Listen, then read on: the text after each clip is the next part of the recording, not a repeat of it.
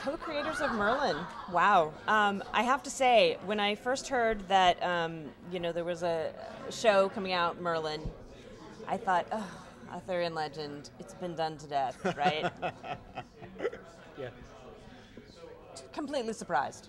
You guys have managed to bring a completely fresh approach and fresh look to it, and the characters are engaging, and the has it been a challenge to take something and I think make it original? It's quite scary taking something that people have been doing for 1,000 years, right? And they literally have been doing it for 1,000 years.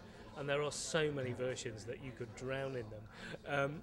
I guess you have to forget all that, and obviously, I think the good decision we made is we made our Merlin and Arthur so different that we really were beginning with a clean slate, and to us they were very new characters. And I think I think you're right, and I think that the sense was that we decided to do before they were famous. So, it's Merlin, in that classic kind of action adventure, realizing that he has this destiny but still wants to be a teenager in that classic kind of Spider-Man way. We felt we'd got something kind of original there.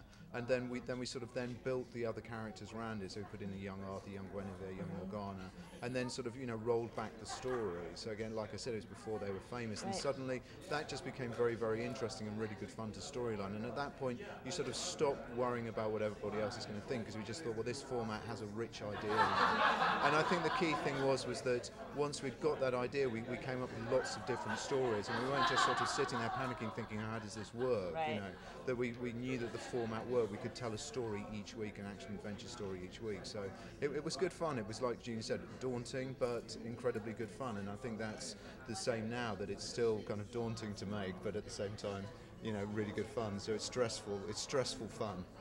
Yeah, and I think the thing is, when you take on things like that, and I think that the pitfall is that you respect the legend too much, that you think, oh my God, we're going to offend every Arthurian buff in the country, and we pretty much thought we were going to offend every Arthurian buff in the country, but that doesn't really matter, because most people's knowledge of the legend is fairly hazy. And it's a legend. And it's a legend. Yes. And it's been rewritten 100 times. That's right.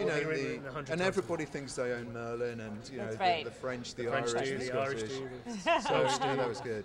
So I think once you put that away and you give yourself a new canvas that really has no baggage, then you're liberated in it. And I think the other difficult thing about making the show was getting the tone right, because we've got cast great actors, we've got great scripts, great director, so we had all those elements, but it's then with a fantasy show, it's making sure that the world feels real. So it was balancing that tone. So for shooting the first series in the first year, it's only in mine and Julian's head, so you've got to kind of make sure that everybody feels confident with that idea and feels is understanding your vision. So the first year was pretty hairy and pretty scary, but when we were watching the rushes coming back, we were feeling confident. We thought we had something, and at the centre of it, Colin is a hugely likeable character, and to us it was always about this central buddy movie. These two people that you really care about. It's a very simple story. And we thought that had enough warmth to work. So by the end of it, we felt pretty confident. It definitely does work. Taking them back to teenagers that are Arthur's sort of spoiled and arrogant, and has this huge monkey of his father sitting on his back, and Merlin is has this huge destiny, and he's always the unsung hero. It's made them very human. It's very appealing. Yes, yeah. I think that's very difficult to do, and kudos to you guys for having managed that. Thank you. And then it's curious you say that, because that's always in our minds whenever we storyline an episode, and even now when we talk about storylines, it's always bringing back to a human and emotional dilemma for either Merlin or Arthur, and then the story is built up around that. Right, and it's very interesting to see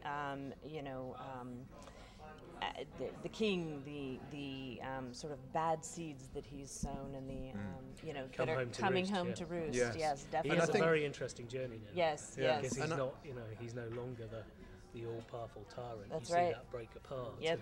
And it's touching, actually. It's not just the wrap it all up signal from the man in charge. Yeah, so one last question, which is what exciting things can you give away about what we can look forward to in season 4? Well, I think one of the exciting things is, and you learn that pretty soon off, is the Morgana, after a year, but season 4 starts a year later. Right.